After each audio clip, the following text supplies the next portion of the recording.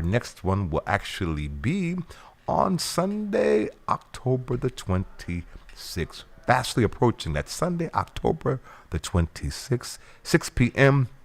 right here at Global Ministries Christian Church. Boston Praise Radio ONTV Network presents Pure Worship.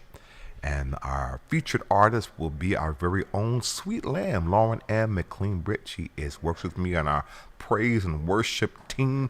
She is one of our psalmists here. She has a broadcast called Let Your Light Shine that she's interviewing many artists, and she is the curator of our Boston Praise Radio ONTV Network fundraising concert. And so there's a whole team of folks that works with our visionary Pastor Bruce Wall, and we plan these concerts, opportunities for us to come back together in community post-COVID, to get back into where I experienced as a young man, to be able to praise and worship God, to be able to praise and worship God, to be able to also raise resources. It is a concert. It is free. And so there is no cost, but it is a fundraiser. So we're encouraging you to be able to sow. And you can do that via hello, how are you, sir? If you don't mind, that seat right there. And our guest has arrived. And so we're getting ready to shift gears and go to our interview. I'm so grateful that let's shift this for you a little bit. There we go. And welcome to, can you hear me? I can hear you loud and clear. Can you hear me? We can now. Awesome. How are you? I'm great. Outstanding. Thank How about you. yourself? How are you doing? I am phenomenal by Awesome. the grace of God. Awesome. Thank you for asking. And so, this is your first time on Boston Praise Radio TV Network? This is, yes. Welcome. Yes, it is. Yes, I'm super stoked and super happy to be here. Amen. So thank you so much. Amen. Well, welcome, and hopefully it will not be your last. Yeah, absolutely. So, you are running for at-large city councilor. I am. And yes, your sir. name is? Marvin Martellier. Okay. And so I'm glad you said it. Oh, you could try it. Let me see what you got. Say it again. Martellier. Matelier. Yeah. Matelier. Can I tell you something Please. really funny? So, when I started out my campaign, I would say Marvin Mathlier. Yes. And my parents, they got livid because they're from Haiti, Oh. right? And now they see their grandkids. My kids say Mathlier, and they're like, no, don't you dare do that to our name. Wow. You say it the right way, and they're right about that. Yes. They're definitely right about that. So I've had people come on, give me a call, and be like, have I been saying your name the wrong way the whole time? It's like, no, I've been saying my name the wrong way the whole time. So I'm correcting it now. That's beautiful. Yeah. That's beautiful. No, that's beautiful. And I appreciate, I did not know that your parents are from Haiti. That's correct. But you were born here? Yes, sir. Okay. So I have many Haitian friends. I know just a few words. Oh, So I'm just going to say one. I'm going to try this from Como é? Oh, me papi mal. Now, I don't know what to say beyond that. So I'm always get stuck with people like that. So, Oh, you must know another one. How about sac passé? I know that one. Yes. Ma boule. Yes. How you doing? Yes. And what's And up? I love the culture. I love the griot and pickles. Oh, And yeah. so yeah, I just love diversity. I see this. I was telling the sister before who's from the Dominican Republic, and she told me she saw you on the campaign trail. Alexandria Valdez was here just before you. I just saw her. You just saw her on the way up. Yeah. So I Great see. human being. Yes. Yeah, absolutely. I see us as one family globally. Amen. Right? Like, we're one family, man. And like, I just wish we all could see that. Right. And think that we don't have to fight each other. Right. And it's funny, interesting, even as I think about that, I say that out loud, I think about the Dominican Republic and Haiti. Right? Yeah. I learned from my barber who's Dominican that there's just a river Yeah. that is separating the two places. Right. Yeah. But the hostility sometimes, that's not always, but a lot of hostility between people who are brothers and sisters. Right. Sharing in the same island. Sharing the same island. But a river separates and can cause such tension and hostility and hate. Exactly. And then, unfortunately, to that point, you can see how it seeps through and fester through in the diaspora. Yes. Right. So, you got folks within the United States who are part of the, the diaspora, the Haitian diaspora, the Dominican Republic diaspora. You can kind of see how that seeps through.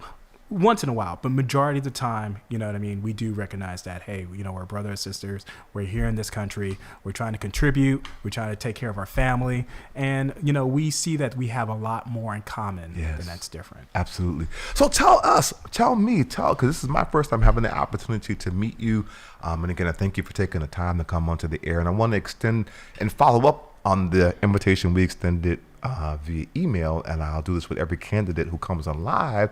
While we certainly appreciate you coming on this platform and engaging our listening and our viewing audience, for me, what's even more important is you coming behind the wall with us at the Nashville County Jail and the Suffolk County House of Correction, because this is a population that's discarded, Right. and that wants to intelligently make a decision with whom they're going to cast their vote for. Right. And they don't have access to technology. They don't have access to all the stuff that we get inundated with. They don't have access to you. Right. So we're affording them access, and as we go organically from unit to unit. Yeah. And for some people, they've never been behind the wall, and they have some preconceived notions about people who are incarcerated. Unfortunately. Yes. Right. But that changes most times because you see they're humans. Right, exactly. Just like you and me. Exactly. Right. You're able to go ahead and break down those walls because you can have those conversations, or you can see where they're from and whatnot. And Yes. absolutely. So is that something that you will take us up on? Because we're there every Wednesday from 7 to 9, and we're there every Friday from 8 in the morning to 11 at the Suffolk County House of Correction. Now, we're waiting to hear from the external affairs, actually, how many candidates we can bring at what institution. So they're working out some of those logistics. But while they're doing that, in the interim, what we're doing is being able to prepare. We were actually supposed to have Ed Flynn come today, as well as on Wednesday night, and we had to cancel that because, again, they're going to quickly be able to assess what we can do as they're kind of going through a transition right now, unfortunately, because the sheriff's situation. I don't know if you know, the sheriff, unfortunately, is on medical leave. Yep. So they're kind of restructuring and scrambling to try to maintain everything running smoothly, but policies are changing. So we're waiting to get clarity. But once that is resolved, and while we're still working and moving forward as if everything, and waiting to hear quickly, and hopefully next week, Wednesday, we'll be able to resume, and we'll be able to bring everybody that we want, that is willing to come behind the wall. So is that something that you would take us up on? 110%. Absolutely. I think it's important for us to be able to do that. A little bit about myself. I'm a combat veteran. I used to work for Veteran Services. But, you know, when I worked with Massachusetts Veteran Services, we were also working with veterans who, you know, been behind a wall as well, ensuring that they're getting the support that they need, the benefits, and, you know, when they return, that they have, you know, the support that's needed, right? So this is something that's near and dear to my heart, and I would definitely love to be able to attend. I'm glad you mentioned that piece about Veterans Affairs. I was preparing for the broadcast. I learned a little bit about you, and I learned that thing in particular. What I did not know was that you're actually a combat veteran. Yes, sir. Yes, I am. So thank you for your service. No, I appreciate it. Thank you. Absolutely. And I'm still serving today in the United States Marine Corps. I'm a lieutenant colonel in the reserves. Wow. I'm about to take up a command here probably in the next month or two, right? So I do a lot of my work now. It's not focused towards combat. It's focused toward humanitarian assistance, disaster relief, and military diplomacy, specifically in Central America, South America, and the Caribbean. But with my new unit, I'm going to be focused elsewhere in the world. So that's phenomenal. Yeah. That's needed more than ever. Talk about diplomacy, yes, sir. You know, and international. Yes, sir. And you're from Haiti. Yep, exactly. Amazing. Yeah. On what branch? So Marine Corps. Well, you did say that. Say that. Yeah. I heard it and I didn't hear it because I'm Marines. I'm Army. My brother's a Marine, right? My dad was actually Air Force. But there you go. So I was one team, one fight. I love this. Listen, right? What was your specialty? 91 Alpha medical. You're medical? Yeah. Oh, that's awesome. That's awesome. So in the Marine Corps, you probably already know this. We call them corpsmen, but we get them from the Navy, right? So when they come to the Marines, right, they're still Navy sailors, but you know, when we go on a combat deployment, they're with us. So we see them as honorary Marines. Wow. Things that they do. Yeah, absolutely. That's amazing. My brother is a Marine, so I understand the simplified. Yeah. I can't say it because I'm not a Marine, but you know, one team, one fight. Okay, right? I like that. And we're always faithful, whether you're Army, Marines, Navy, whatever the case may be, right? So that's important. I love it. I love it. So, you know, and I definitely want to talk to you offline with regard to that because actually I I loved the military. I loved the camaraderie. In fact, I was reserves, right? Yeah. And so, but in terms of resources, I'll just share this really quickly. Unfortunately, I was actually discharged from the military, and I'm gonna because I contracted HIV. Right. And during that time, there was a lot of fear, a lot of ignorance around HIV. Right. Yeah. And so I literally was immediately discharged and told that I damaged their government property, being myself. No. Yes. I damaged their government property, which was me. So I was no longer useful to them. So immediately I was discharged. Immediately my benefits were cut off. I had to pay back half the bonus that they paid me. Man, you got to be kidding me. I wish I was. All right. And I wasn't honorably discharged. Other than honorable? I was uncharacterized. Right. Yeah. They created a whole new category. Yeah. I'm actually in the process now of trying to get some help to be able to upgrade my status.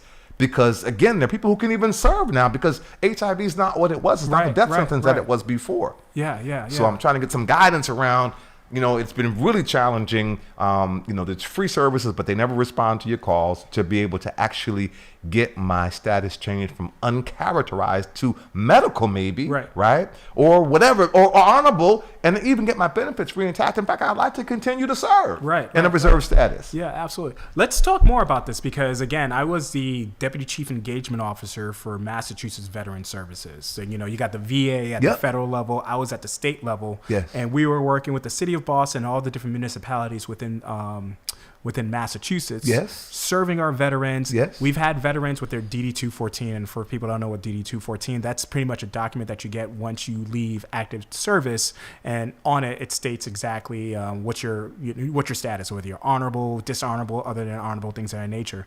And based off of that status, if you're honorable, you're able to get all the benefits that you rate as a veteran, right? But if you're other than honorable, obviously there's some benefits you're not able to get, and things of that sort, right? But we've been able to, especially with some of the policies that, and again, it's not me anymore. I don't work there anymore. But previously, when I was working there, we've made some updates and changes for a lot of our veterans that were forced to leave or whatever the situation are. Right. So let's talk more about that. I would love to get you in contact with the people that I know over at Veteran Services. Yes. I know some of the Boston Veteran Service officers that's here. Shout out to Commissioner Rob Santiago and the mayor's office and things of that nature. So I would love to be able to help out in any way I can because we need to make those changes. I appreciate that. So with that said, let me ask, who is Marvin? I'm not going to try. Come on, let's do it.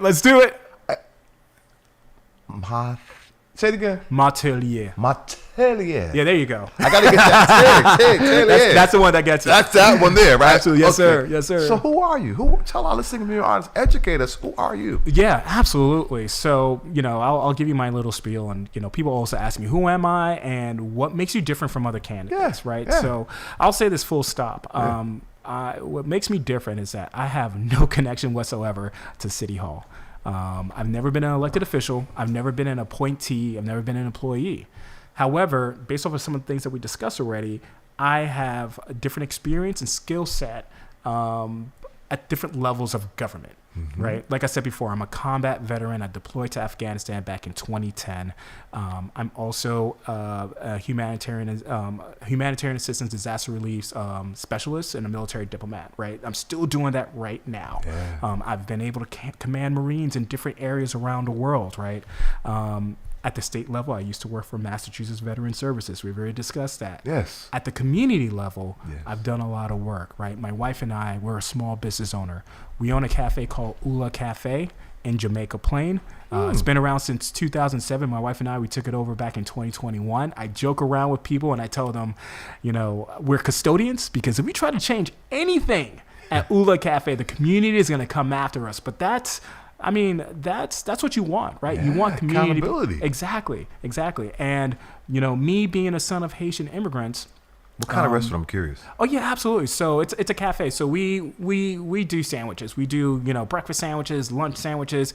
any type of caffeinated drink you want. We could do lattes, we could do macchiatos, we could do espresso, anything that you want, cappuccinos, anything that you want. And then we also have a bakery in the back of house. Nice. So we make scones, muffins, cookies, whatever you have. And we do a lot of events in the evening. We do something called Ula After Dark, where, last week, especially during Hispanic Heritage Month, we did, filming on Selena, the movie. Oh, wow. Right? And then prior to that, we also got together and just really talked with the community on how they're feeling about what's going on at the federal level and how it's impacting us in the municipal level. Beautiful. And just let people have a chance to be able to be themselves and talk and brainstorm and mobilize if needed to. So we do a lot of community events. One of my favorite things that we do, and shout out to my wife, Beth Santos, my partner, my business partner, and my wife, we came up with this initiative called the Pay It Forward Wall. So it's essentially, you come in, you purchase a sandwich and a coffee, but then you're also being mindful that there are people outside that can't buy anything. So I love that. So you're like, hey, here's $5, $10.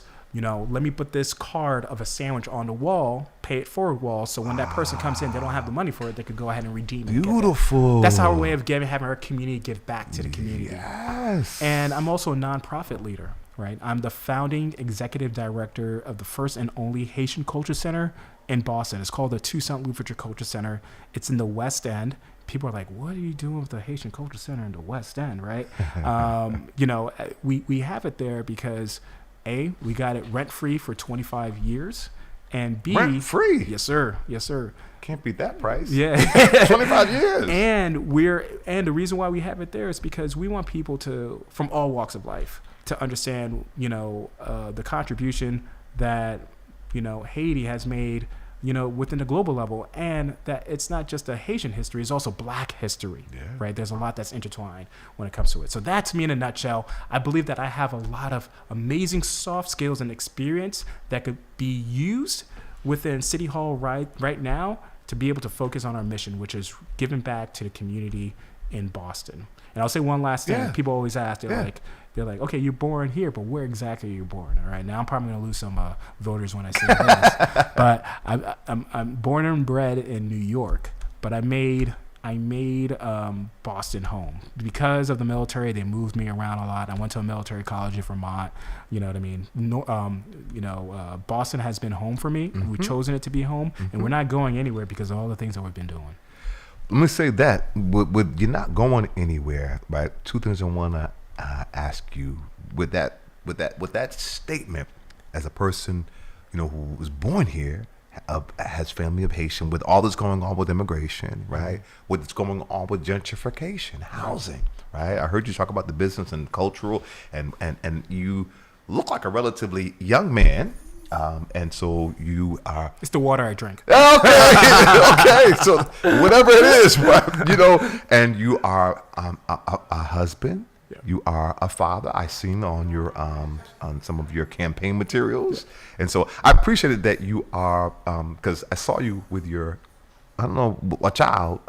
Was that on your campaign literature? My children? Yes. Yeah. I have 3 kids: an 8-year-old, 4-year-old, and a year-old. Okay. 2 girls and a little boy. So one of the things, I think you were in a parade or whatever, and you were talking about being a father, and simultaneously campaigning, right? And equally as Alexandria, who was before you, came in with her 4-year-old son. Yeah. Shout out to Adonis. Yeah, right. Yeah, Adonis. Right. Yeah, So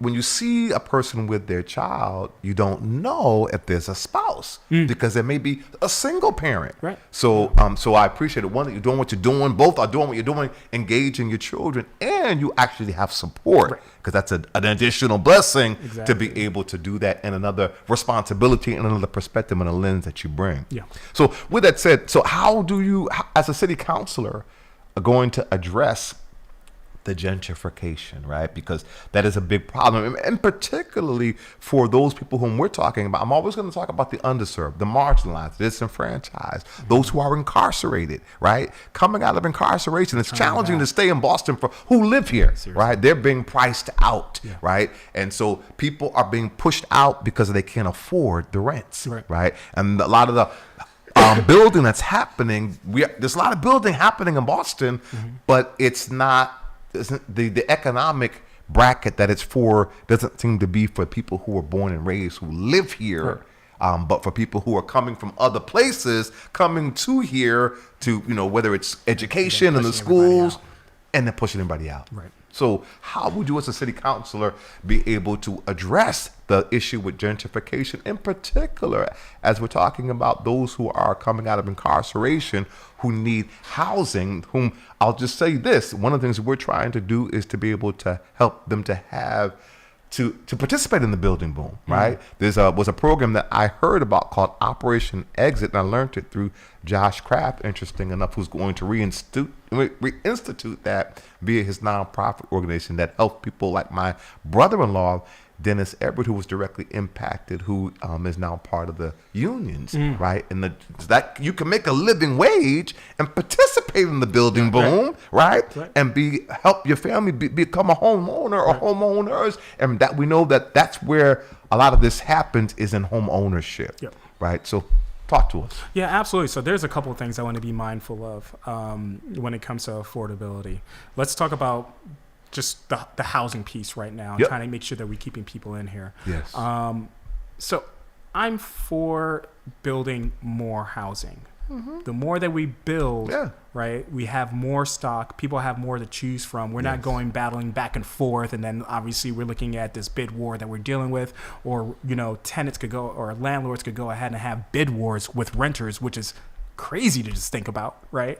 So if we're able to build more, there's more stock, and therefore the demand and the pricing of will go down. Yes. I think the friction point that we're running into is that we have a very archaic, old zoning process, right? So when a developer comes on in and be like, boom, I want to be able to build here, it could take up to 400 days for that thing to get approved, right? And that's a huge issue, especially if we're like, we want to be able to build more.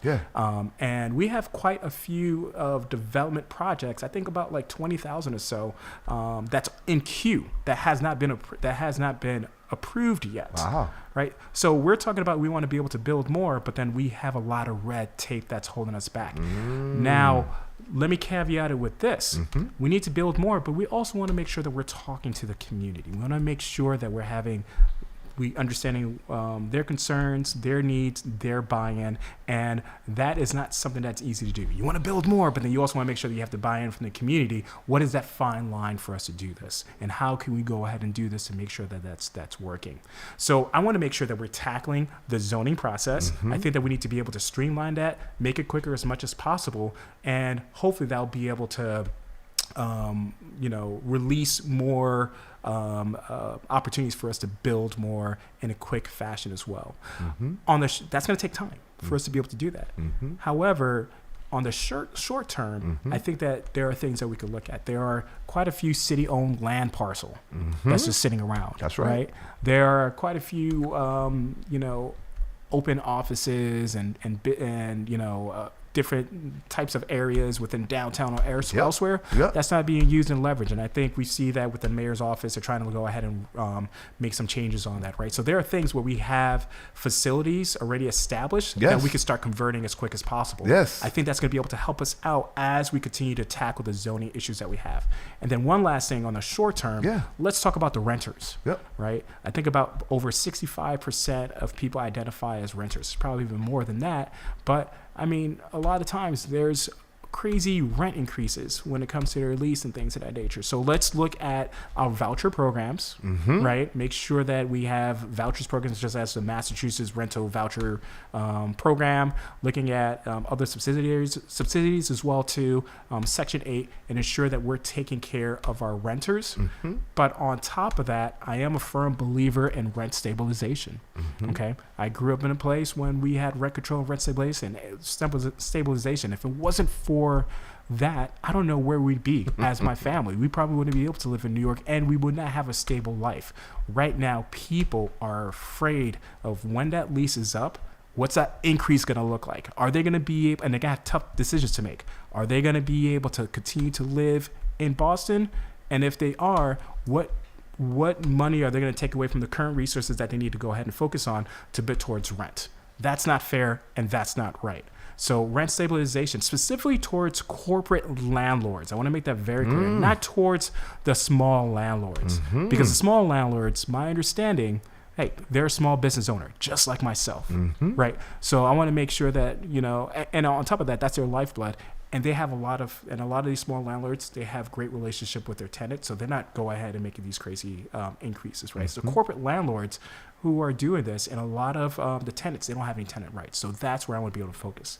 Another thing, and I apologize for taking a lot of your time. No, please. As a small business owner, when it comes to, and then the other thing for housing, I want to make sure that, our community have the opportunity to actually purchase a home, right? Because that also creates generational wealth, which is something important that we need to have. Now, let's go ahead and link that to business. As a small business owner myself, I know that if I play my cards right and whatever my exit strategy is, I'm not planning on leaving my business anytime soon, but I do know that there are opportunities for me to continue to build wealth, whether if it's I'm not going to sell my business. Whether I want to sell my business, if I want to go ahead and open another location, if I want to be able to do X, Y, and Z, those are ways that I'm able to go ahead and generate wealth. I'm lucky enough that my wife and I, we have masters in business and an MBA, Master of Business Administration. So we understand finance and things of that nature, and we have an understanding on how to be able to scale. Not a lot of small businesses have that. Not a lot of mom and pop shops have that. So I would love within City Hall to work with the small business agencies, the main streets, to ensure that we are providing the technical assistance to our community business owners to ensure that they're being taken care of, and they know exactly how to best ways to generate revenue, whether if it's based off of what they're selling now or looking at other options to go ahead and grow their business model. I think right now when we're looking at leveraging City Hall for permits, for licenses, things of that nature. It's who you know. Yes. And it's very convoluted, and the whole process could be very muddled, right? But if you have connections and you have the network, it's easier for you. Not a lot of people in our community have that, and that's not fair and that's not right. And we have to go ahead and fix that. And when we're incorporating, the incarcerated population coming back and returning in, we need to provide them those opportunities as well. If they're like, hey, I have this amazing business opportunity I want to be able to work on, absolutely. Let's go ahead and be able to sit down and talk about this, right? Hey, I want to be able to make sure that I am starting off right, and I want to be able to work in a specific job. Union opportunities, trade schools, things like that could be able to go ahead and help them get a jump start. I feel that a lot of people who are returning back, they don't have those opportunities, right? We kind of push them off to the side, which is not fair because there's a stigma around them. And what do you think happens? A good portion, there are times that they return back in, right? Which is not fair, which is not right. So I think looking at ways, mechanisms, incentives for different jobs. I know within there's this thing called the HERO Act, which is through Veteran Services, Massachusetts Veteran Services, that if you hire a veteran in your business, then you get some type of incentive, a tax incentive, things of that nature. Why can't we do that with people that are returning back to society, right? Yes. I think that'll be great. Yes. Help them, train them, develop them, get them back into the workforce, provide different types of incentives to businesses to go ahead and hire them. Yes. I mean, those are ways we can have them go ahead and contribute and continue to do well for themselves. So those are the ideas that I have. I love it. And those, when we talk about re-entry, right, those are things that facilitate, what I wanted to say, that's public safety. Yeah. That's all public safety. That is bingo. Right? Absolutely. When you address people's issues, if you're employed, you're a homeowner, you're not going to be engaged in activities that are going to be able to destroy all that you've built. Right. So I love that. I love your suggestions, and people, so many brothers and sisters behind the wall are brilliant. They're entrepreneurs. They have incredible vision that if you just listen, they've got incredible solutions. And they know, quite candidly, Congresswoman Presley often says people closest to the pain are closest to the solutions because they know what you need, right? They know what I need, and what we need would have prevented me from being able to be here had this been in place. Yeah. So we're trying to work on what we call no entry and re-entry, right? Folks who have been there, learned, and done some transformation, who have the anointing to go back into the community without any fear, right? Because they were there. And I've been in your shoes, right? They're anointed to do that, as well as people who are incarcerated dealing with trauma and mental illness and everything else. Now a lot of people are getting out who were youth offenders, right? But they're coming out to what? Right? And the world's a whole different place. 20, 30 years. Ricky McGee-Fuquan was released a couple of days ago, wrongfully convicted. There's so many situations people were wrongfully convicted. Right. Now they're coming out all that time that they have, It's a whole different world. It's a whole different world with technology, with gentrification. I was going to say, like, what this is look at what is this? 30 years ago, right? It's a big deal. Right. So one of the things that we're looking to be able to do, and I love what you said about those same opportunities for people who are incarcerated being for the other people, as it relates to looking at how do we look at the parcels of lands that we have for the city, right? Because in many instances it is who you know, and the notion of the neighborhood development corporations being able to do proposals for the community, in many instances that's just an illusion because they already know what they're going to do with it. They already have a relationship with the developers. Right. They might put an RFP, but you go through the motions, but it's not anything going to really happen where you really have an idea that can make good use of that, as opposed to what would. So for the community to be able to have voice, those in the communities, both those who are behind the wall and those who are, from behind the wall, right? Who have ideas that we need to listen to, that would be good stewards of the resources for the commonwealth. Yeah. Right. So I love that. And one of the things we're trying to do is, as you said, being able to train those who are directly impacted to make a living wage, right? And with that living wage and being in community, we actually have a vision to create a 5-star hotel built by returning citizens. That's actually has a block of rooms that they actually live on for a period of time in community.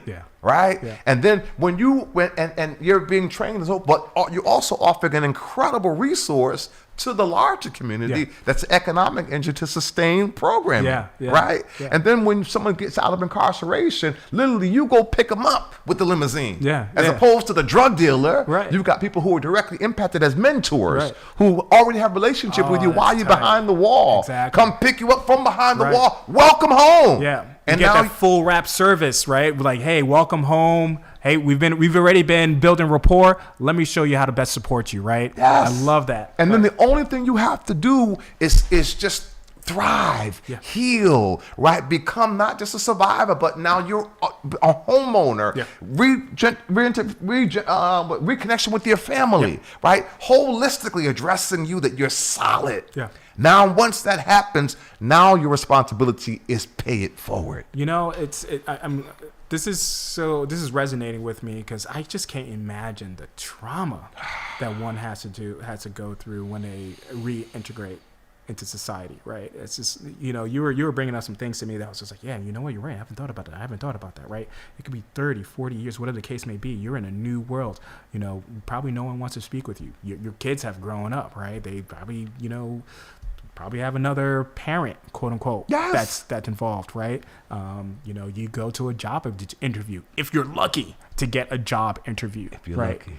And the nose, right? And or your record then comes up. Exactly, and so it's just I can't even imagine the trauma that one has to go through, especially if they don't have that support behind them. And a lot of times they don't have that support. They do not. So that's the big thing is support, right? When we go behind the wall, that's one of the things that we do as our nonprofit organization, being Healing Our Land. And we go in through the civic education. That's our entree, right? Because you have the right, if you're incarcerated, to vote. And they don't know they have that right. So first and foremost, we're letting you know, not just them, but the staff, correction officers, letting everybody know you have the right to vote in Massachusetts unless you're presently serving a felony conviction. And we want to get your support to help us to be one of the 75,000 signatures that we need across the state of Massachusetts right now to restore the rights for those people that was taken from them in 2000. Right. Because in Massachusetts, you could vote, period, up until 2000. It was up until 2000? That was stripped from them. And it was stripped from them via Governor Cellucci, a Republican governor at the time, because he said if they cannot follow the most basic rules, they don't deserve the right to vote. What happened to the preamble that all men are given these unalienable rights by God, right? For the pursuit, right, of happiness and so forth. And so that's crazy. And the truth of the matter is the reason why that happened was because they were using it, right? At MCI Norfolk, they were having elected officials come through because they were recording those who were directly impacted to get their votes. And they were humanizing in carceral settings like MCI Norfolk and having programming that was really facilitating rehabilitation as opposed to pain and punishment. Right? That's the truth of the matter. Right? And so these same guys at MCI Norfolk who wrote legislation that now they're experiencing free phone calls because it was passed. They're also now they testified at the elections hearing for to restore, because we're doing a 2-track, 1 signature gathering, 2 the electoral process, right? So we're preparing, even if this doesn't go this way, we're getting the signatures and doing getting that so that we can actually get it on the ballot. And then help educate people that it will pass favorably. And this is the climate, I think, because we actually have a president that has 43 felony convictions. So if you can serve the highest office in the land. The irony behind that. Come on now. You should be able to cast a vote. Seriously. Yeah, absolutely. So that's hopefully the mindset. And so one, would you be a signature? Because you have to be a Boston, you have to be in the state of, we need 75,000 across the whole state of Massachusetts. So we're trying to gather signatures, and you can't have more than 25, and I think just one,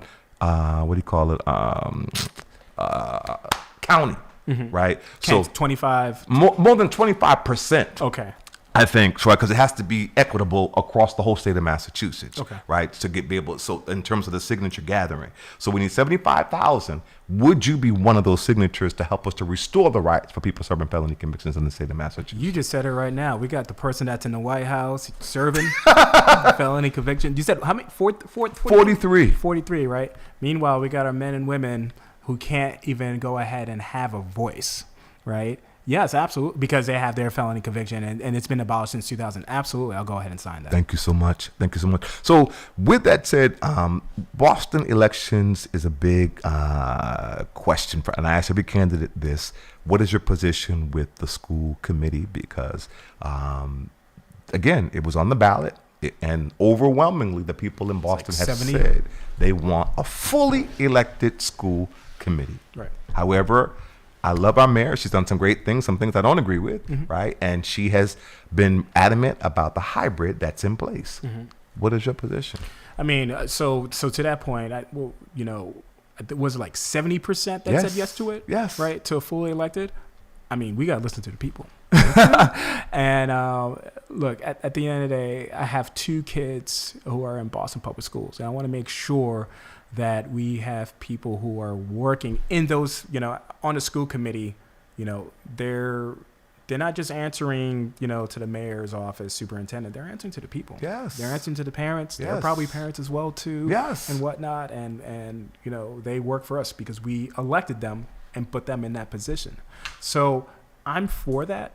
I think it makes sense. I could see how having a hybrid, could help out as well too. Yep. I have subject matter experts and so on and so forth. But at the end of the day, I would, just like how you would want to ensure that your elected officials, whether it's a mayor, state rep, state senator, city councilor, Yep. You put them in that position, they work for you. And if they are not hitting the mark, whether if it's Boston Public Schools, housing, whatever the case may be, you know how to find them. And you could go ahead and talk to them about the things that you want to see happen, right? So as a father of 2 BPS, at some point it's going to be 3 BPS students. That's something I want to be able to see. I want to be able to have elected officials that I've put in that position, and they could be able to answer to us. Thank you. With that same vein, in the education system, Boston public school systems, unfortunately, many of them are underperforming, right? People are even graduating who in many instances are actually illiterate, right? Which is crazy, right? People are not going to some of them are not going to school. They're closing schools. So the elected school committee and addressing the public school system and even having alternatives to just the METCO or the lottery, right? And then you're left, if you're not fortunate enough to get some of those things, then you're left to the Boston public school system. So it just being equitable, right? And one of the ways to address that from my perspective is holding accountable the higher institutions of learning. This is the educational mecca of the world, right, with higher institutions of learning, and they don't pay taxes. They have the pilot payment in lieu of taxes, which they're not paying, right? And they're sprawling out all across real estate across the city, and they're getting more. Their endowments are growing larger and larger as people are coming from all across the world to these institutions. That people who live right here, many instances, can't go to those same institutions. So holding them accountable to do more, if it's mentoring, if it's, taking up, I've heard so many solutions of being able to have a public school or offering courses, so what would you do? How would you hold them accountable? And if so, how would you hold our higher institutions of learning accountable to be able for some more quality public schools in the city of Boston and across the state? That's a great question. And this actually links back to our initial question on housing, right? You have a lot of these institutions, they're buying up land, right? And they're building more for their students, which means, or not just building more, they're actually taking up some of these already established housing, right? That should be for our residents, and they're using it for their students, which means for us as residents, that's less stock that we have, which means that that's going to continue to increase the prices in Boston, right? It's mind-boggling just to think about, right? So that also tailors into, you have these institutions that are taking up more land, but the trade-off is that we're suffering because of it. We don't have our own space. So to your question here with the pay in lieu of taxes, the thing that really irritates me, and I get it, right? You can't say, hey, Harvard, hey, Northeastern, you have to pay this because of the pilot. At that point, you're saying we're taxing them, which is something we can't do. Right? However, I think something we need to take a look at is something called the institutional master plan. Okay. Now, each higher education or these tax-exempt organizations, they have an institutional master plan in there. And part of that is looking at community benefits, what they're going to be providing their specific community that they're in, right? And how they're going to be able to do, one thing or another. I think what we need to focus on is going back to those IMPs, the institutional master plan, whether it's Harvard, Northeastern, Suffolk, whatever the case may be, and say, hey, if you're planning on, growing, well, we should tell them, we should say, hey, you need to look at finding ways to incentivize your students to live on campus. Right? Because if I'm a student or if I'm a parent, I might tell my student, hey, no, you're not going to live on campus because it's really expensive. You're going to live off campus, right? And that's going to be fine. And that's not going to be well for us residents, right? So looking at mechanisms and ways to incentivize those students to live on campus, I think that's something that's needed when it comes down to it. I think another thing we need to take a look at, and having that within the institutional master plan. I think another thing we need to take a look at is looking at pilot incorporating what those universities and higher education are planning to contribute, and having that within the IMP and holding their feet to the fire, right? If Harvard says that they're going to put 50 or 60% of whatever they're going to contribute, what they can contribute for this year, let's make sure that's in the IMP. So if they actually hit their target for that year, great, Harvard, per the IMP institutional master plan, you did it. Hey, Harvard, you did not do it, right? And these are things that we want to make sure that, residents within Austin-Brighton, because there's a lot of residents with Austin-Brighton that's impacted because of Harvard, they understand and they know and whatnot. I think another thing that we need to look at is community benefits when it comes to institutional master plan. I don't know if you know this, but especially within Austin-Brighton, Jackson Man, which is was a hybrid, school and community center in Austin-Brighton. It's supposed to serve over 80,000 residents within that area. Unfortunately, it's disrepair, a lot of issues with it. It's not able to do the things that it needs to do, right? Inadequate functions and things of that nature. So 80,000 people really can't use the Jackson Man when it comes to the community center and things of that nature because the programs are lacking there. However, I don't know if you saw last week, but Harvard University just shut down their gym, to residents. out there in the Austin-Brighton area. I didn't know that. Right? So it's just like, okay, so where's the community benefit incorporating? How do we go ahead and incorporate that as much as possible, right? And I think that's lacking. And we don't have to just go ahead and look at Harvard with Austin-Brighton. We could also look at areas like Suffolk University, and how a lot of students are living in Eastie. Yep. Right, and then we could look at Northeastern and that specific areas, right? So how do you keep your students within your campus area, right? Or if you're going to build more, ensure that you have a portion of that going to the residents, right? If you're going to go ahead and build amenities such as gyms or whatever the case may be, make sure the residents are able to use that as well. If we're going to be able to if you're going to create state-of-the-art programs, labs, things of that nature, make sure that our school system, high schools and whatnot, they're incorporated in that as well too. And I think those are the things that we need to make sure that we are using the tools such as the institutional master plan. I love it. To make sure we're holding their feet to the fire. That's great. I mean, that's educating me. I didn't know about this institutional master plan, this IMP. Thank you for that education. And for those who maybe didn't know that are listening and viewing audience, and I love incorporating that into the plan, as we've seen entities even like Northeastern, right? The YMCA that was that's like connected right within that area, and they built a gym right for and at one point I guess they allowed it for a period of time for some hours to community, but as time goes on that becomes less and less, right? So again, holding them accountable, right? Do you mind if I say one last thing here? Yeah. So the last time the city of Boston. So for the pilot program, each entity, organization, their contribution is really based off of, their property value. Okay. All right. Stay with me. Yes. The last time Boston did an evaluation of their property value was about 15 years ago, right? And then from there, we were able to go ahead and based off of your property value and so on and so forth, this is what we expect you to contribute, right? That was 15 years ago. A lot of these entities built, took up more land, they built more. Property taxes and values have gone up since. I know a couple years ago, we've also had the city of Boston has actually done another assessment, but we haven't, released the results yet. I think that's something we need to go ahead and release and say, hey, this is what we expect you to pay more because you've purchased more land, you've taken up more space, taxes have gone up, and through that new assessment, we need to go ahead and ensure that we're all on the same page when it comes to the institutional master plan when it comes to it. Caveating with that, I understand that at the federal level, we do have some federal cuts that's coming, and institutions can say one thing or another. Sure. But I do believe that there's a way that we could be able to work together with these institutions that's going to benefit a lot of people here in Boston. I love that. So also that brings to mind White Stadium.